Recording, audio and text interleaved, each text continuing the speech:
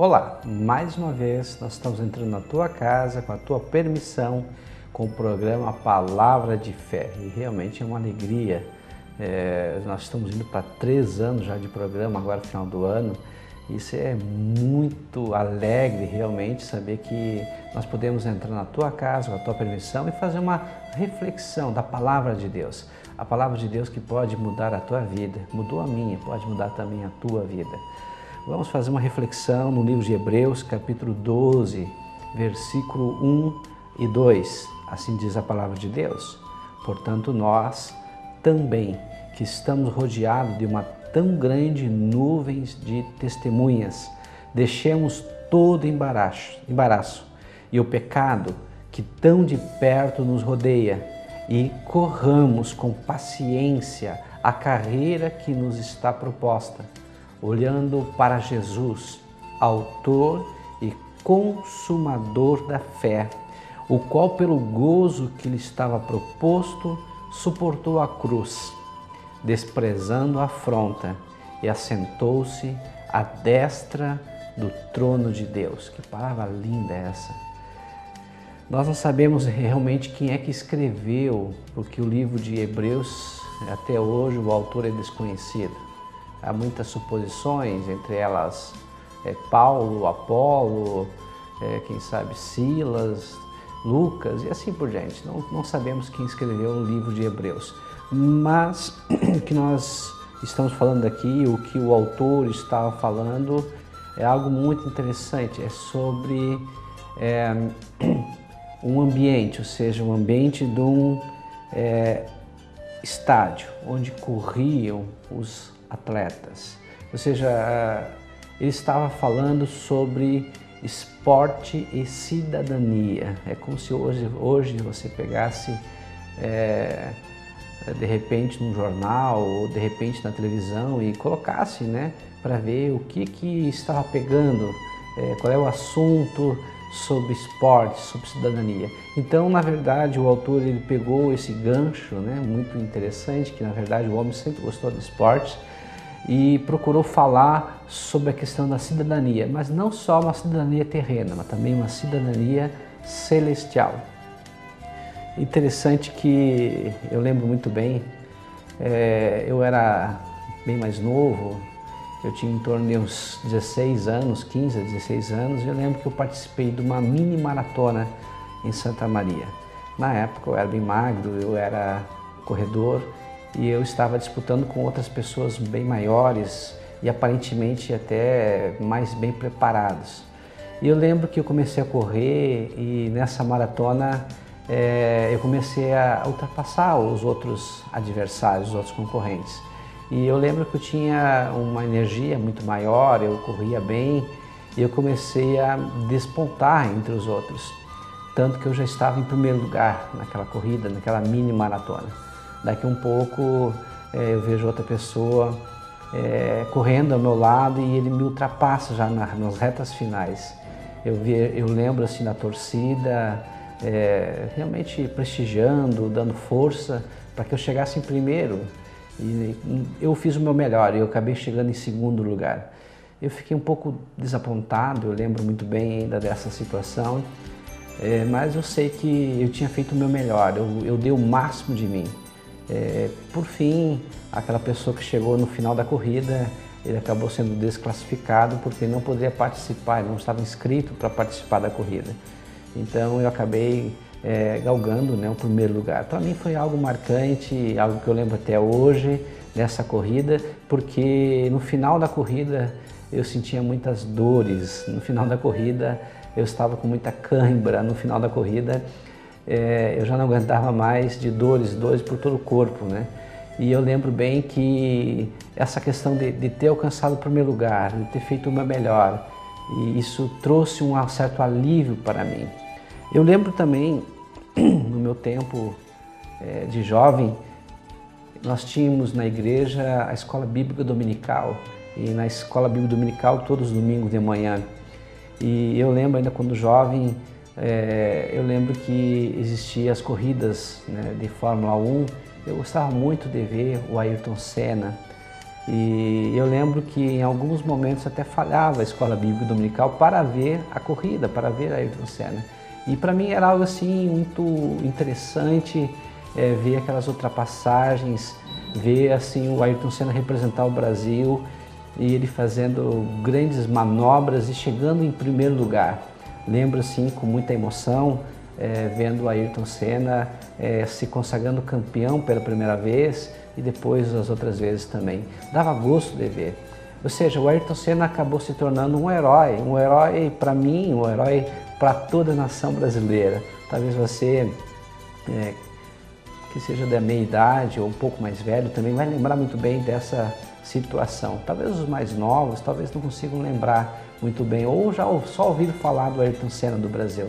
Então o Ayrton Senna no Brasil se tornou um herói, ou seja, alguém que nós olhávamos para ele e tínhamos assim gosto de ver ele correr, gosto de ver ele atuar, porque ele representava bem o Brasil. Assim também eram aquelas corridas, né, no tempo do Império Romano, onde várias cidades, vários estados, vários países, várias nações disputavam entre si, como também o hoje, né, a Olimpíadas também. Então, aqueles atletas, eles correm, eles dão o máximo de si, eles fazem o melhor, porque estão representando o seu reino, estão representando a sua nação. Quando o autor de Hebreus, ele fala sobre essa situação, ele está falando realmente desse ambiente atlético, onde muitas pessoas acabavam desmaiando, outros acabavam desistindo, outros acabavam acabam se cansando, mas tinha pessoas que iam até o fim e outras que ganhavam a corrida. Então ele estava falando dessa situação, porque eles faziam o máximo possível para representar bem o seu reino. Assim também nós hoje, como cristãos, devemos fazer o melhor para representar bem o reino dos céus. Assim como o Ayrton Senna, ele foi um certo tipo de herói, e eu lembro bem, não faz muito agora, que morreram dois grandes ícones, escritores, poetas, a nível nacional, até internacional, por que não dizer, que é o Ariano Suassuna, né? Ariano Suassuna e também Rubens Alves. Os dois eram pessoas brilhantes e também heróis, em termos de escritores, né? E os dois falaram muito também de Jesus, pois os dois, eles também expressaram que Jesus era o seu herói. Ariano Suassuna, inclusive, num vídeo, ele coloca que, num comentário, né? Muitos tinham heróis que morreram de overdose, essa é a expressão que o Ariano Suassuna fala, mas o meu herói morreu numa cruz. Ou seja, o nosso herói, ele morreu por amor a ti, por amor a mim, por amor a nós. Então temos um herói, alguém que realmente vale a pena seguir, alguém que vale a pena curtir, alguém que vale a pena compartilhar, alguém que vale a pena realmente ter como uma referência, Jesus Cristo de Nazaré. Esse é o maior herói de todos os tempos.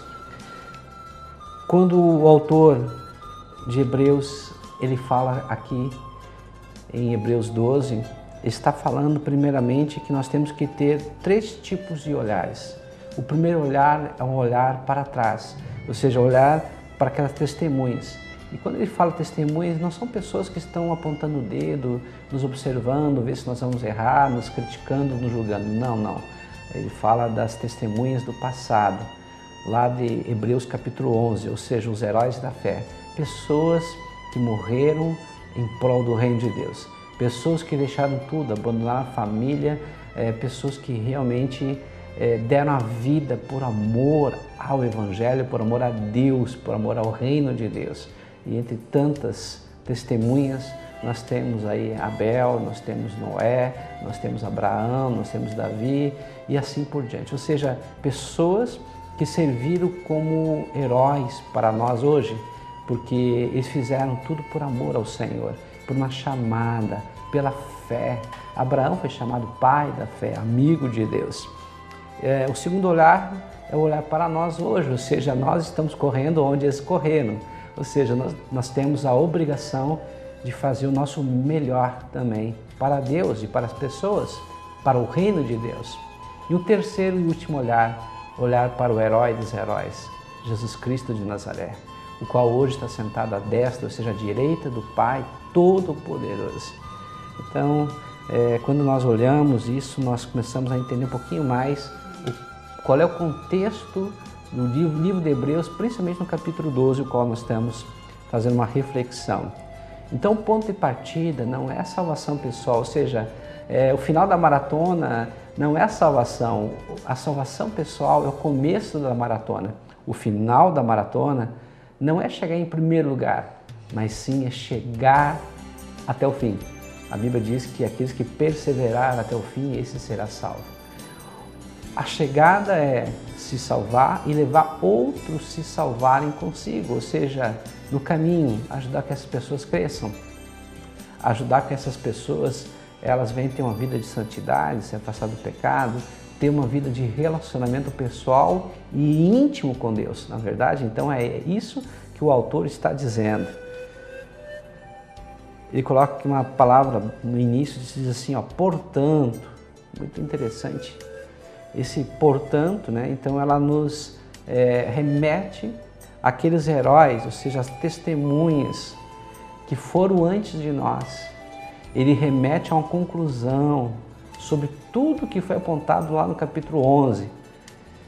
E quando ele fala aqui em tão grande nuvem de testemunhas, né? Como nós já falamos, não está falando de pessoas que estão nos vigiando, nos apontando o dedo, mas pelo contrário, pessoas que deram exemplo e caminharam, que fizeram uma trilha e que nós agora devemos fazer a mesma trilha e seguir o mesmo caminho que elas também.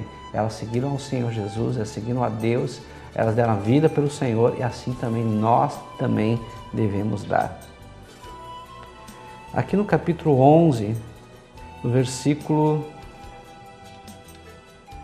diz assim, os quais pela fé venceram reinos, praticaram a justiça, alcançaram promessas, fecharam as bocas dos leões, apagaram a força do fogo, escaparam do fio da espada, da fraqueza, tiraram forças, na batalha se esforçaram, puseram em fugida ou em fuga os exércitos dos estranhos, as mulheres receberam pela ressurreição seus mortos, uns foram torturados, não aceitando o seu livramento para alcançar uma melhor ressurreição, e outros experimentaram escárnios e açoites, e até cadeias e prisões, foram apedrejados, cerrados, tentados, mortos a fio de espadas, andaram vestidos de pele de ovelhas e de cabras, desamparados, aflitos e maltratados, homens dos quais o mundo não era digno, errantes pelos desertos e montes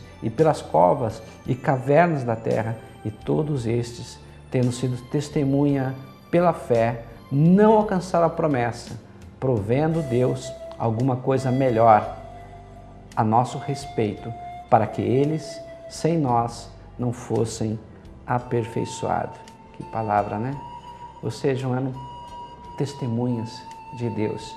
E o que significa a palavra testemunha? Vem do grego marte, ou seja, aquela pessoa que está pronta, preparada para morrer por uma causa ou viver por essa causa. Morrer por Cristo ou viver para Cristo. Ou seja, quando lá em Atos dos Apóstolos, capítulo 1, versículo 8, a Bíblia diz que mas recebereis poder ao vir sobre vós o Espírito Santo, e ser-me-eis minhas testemunhas, tanto em Jerusalém, Judeia, Samaria, e até com os confins da terra. Essa palavra-chave, testemunha, porque o poder é para que nós possamos testemunhar. Testemunhar significa viver, ou seja, ter uma vida de consagração a Deus, onde as pessoas vão ser influenciadas pelo nosso viver. Por isso, e é para isso que nós existimos. Há um propósito em nossa vida. Não estamos aqui apenas de passagem, como quem não tem nenhuma missão especial. Não, temos uma grande missão e nós vamos descobrir essa grande missão no segundo bloco. Fica aí, nós vamos agora para um breve intervalo e logo voltaremos.